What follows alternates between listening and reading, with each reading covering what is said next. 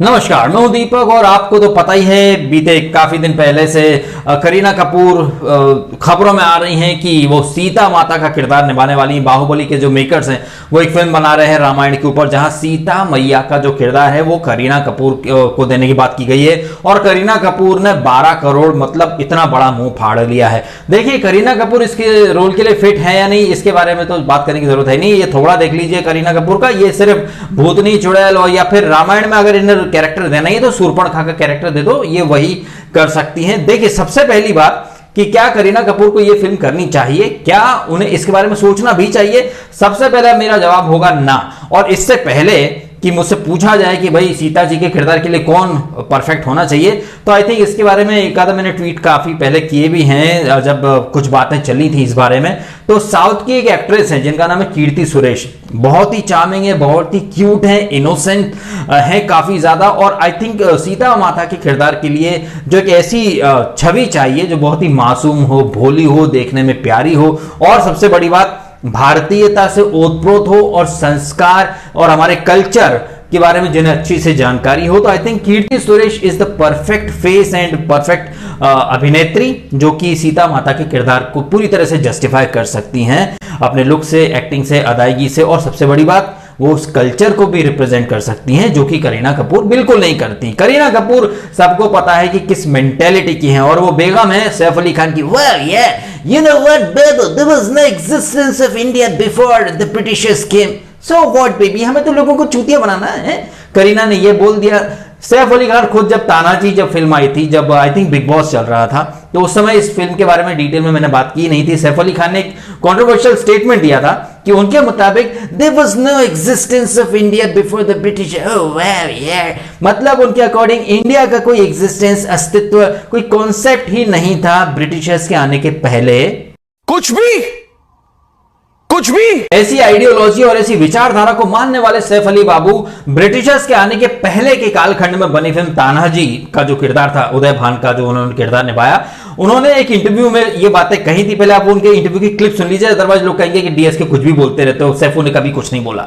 You know, I was talking to Kabir Khan, and he said to me that he can forgive bad acting in a film. He can forgive sort of sloppy scripting, but he said what he can't forgive is bad politics. And the politics in Tanaji are questionable. Yeah. Does that bother you as an actor? Not as an actor. It might bother me as an Indian or as a So how do you work around that then?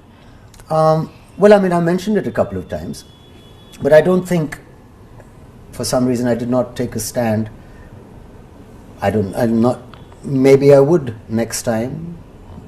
I just was very excited about playing the role. Yeah, it's a delicious role. It's a delicious role. Yeah. But you know, whether it's when people say that this is history and this is how it is, I don't think this is history.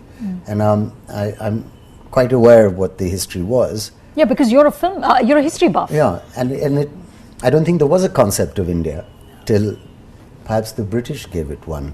आपने अच्छे से सुन लिया कि सैफू बाबा को India का जो concept है वो मतलब ब्रिटिशर्स के आने के बाद ही पता चला है, लेकिन उन्होंने एक ऐसी पिक्चर में ऐसा किरदार निभाया जो कि ब्रिटिशर्स के काफी पहले का था। उन्होंने वो रोल सिर्फ इसलिए करा क्योंकि भाई पैसे मिल रहे थे, कैरेक्टर इंटरेस्टिंग था। और अब यहां पर भी वही बात हो रही है। जब आपको इंडिया के कॉन्सेप्ट, इंडिया के कल्चर और आपको भारतीय सनातन संस्कृति के बारे में कोई मालूमात नहीं है, आप बिल्कुल सिरे से इग्नोर कर देते हो कि भारत कभी था भी, तो फिर आप ऐसे किरदार क्यों करते हो जो आपकी आइडियोलॉजी के विपरीत है? मत करो ना। आप जिस कल्चर को, आप जिस संस्कृति के अगेंस्ट हो, जिस कल्चर संस्कृति को आप मानते ही नहीं हो, आप वही संस्कृति या उसी कल्चर पर आधारित एक किरदार निभाने के लिए करोड़ों रुपए ले रहे हो। ये तो कहीं ना कहीं खुद से भी एक तरह का धोखा ही हुआ ना। जब आपको वो कल्चर, वो संस्कृति, वो किरदार, वो उस समय का कालखंड जिसके बारे में आपका कहना है कि आप इतिहास के बहुत बड़े जानकार हो, you are a history buff and you feel there was no concept of India before the British came, then you should not do that character or that film, which is nothing but just against your beliefs and your faith. So Saif Ali Khan को ये जो ज्ञान है ये करीना को भी देना चाहिए, क्योंकि भैया ऐसा है कि पति पत्नी है, जब पति कह रहा है कि इंडिया तो मतलब ब्रिटिशर्स के आने के मतलब ना ये राम को मानते हैं, ना शिवाजी को मानते हैं, ना महाराणा प्रताप को मानते हैं, मतलब इन लोगों के अकॉर्डिंग तो इंडिया बस 200 साल जब अंग्रेज आए वो अपने साथ कहीं इंग्लैंड से या कहीं आयरलैंड से कटोरे में लेकर आ गए इंडिया को, हमारे कल्चर को, हमारे हजारों लाखों साल की संस्कृति को ये लोग सिरे से नकार देते हैं। हमारे इतने सारे टेम्पल्स हजारों साल पुराने, आज के टेक्नीशियंस या आज के इंजीनियर्स, आज के आर्किटेक्चर भी शायद ऐसा मंदिर या ऐसे ऐसे शिल्प कला या ऐसी ऐसी ऐतिहासिक चीजें नहीं बना पाएंगे जो आज से हजारों लाखों साल पहले सिर्फ छेनी और हथौड़े से बना दी गई। मतलब हिस्टोरियंस ने तो हिस्ट्री गलत लिखी ही, उसके बाद सैफ अली खान जैसे लोग जो बॉलीवुड के सेलिब्रिटी हैं वो भी कहीं ना कहीं एक एजेंडा ही चलाते हैं। तभी तो एक साजिश है हमारे देश के अगेंस्ट की इंडिया के बारे में लोगों को सिर्फ ताजमहल पता है, उसके अलावा कुछ नहीं पता, जबकि हजारों लाखों साल पुराने मंदिर हैं जिनमें ऐसे ऐसे सीक्रेट्स हैं, ऐसी ऐसी बातें हैं जो कि पूरे वर्ल्ड को जाननी चाहिए, लेकिन लोग सिरे से नकार देते हैं। जब आप सिरे से नकार देते हो ऐसी चीजें तो आप वो किरदार भी मत करो। देखो भैया, सैफू उर्फ करीना के शौहर उर्फ तैमूर के अब्बू उर्फ पाटौदी जो पहले से उनके नवाब, जब आप डंके की चोट पर कहते हो कि इंडिया का एग्जिस्टेंस या वजूद ही नहीं था ब्रिटिशर्स के आने के पहले, तो रामायण तो हजारों साल पुरानी है, तो उसके बारे में तो फिर आपको कुछ मालूमात है ही नहीं। और आपने तानाजी के टाइम जो इंटरव्यू दिया था, आपने कहा था कि हिस्ट्री को तोड़ मरोड़ के पेश किया जा रहा है जो कि डेंजरस हो सकता है। That time you could not take a stand, now you will definitely take a stand. But ऐसा कुछ है नहीं, आप तो आदि पुरुष में रावण का किरदार निभा रहे हो। रावण तो 200 साल नहीं, कई हजारों साल पहले था, तो फिर आप वो पिक्चर क्यों करो? पैसे के लिए। आप खुद भी वो चीज करोगे जो आपके बिलीफ्स के अगेंस्ट है और आप करीना से भी कराओगे, तो ये क्या है? ये सीधे तौर पर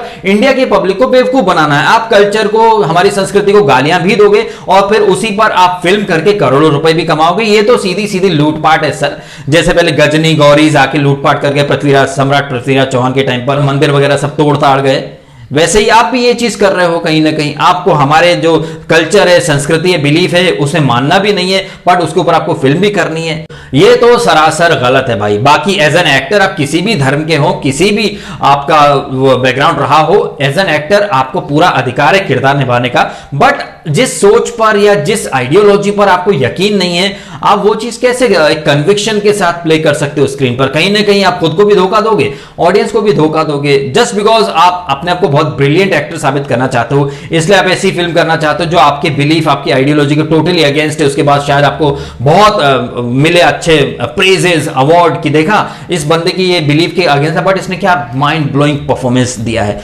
भाई। ये तो आप सरासर चीटिंग करो ना एक तरह से।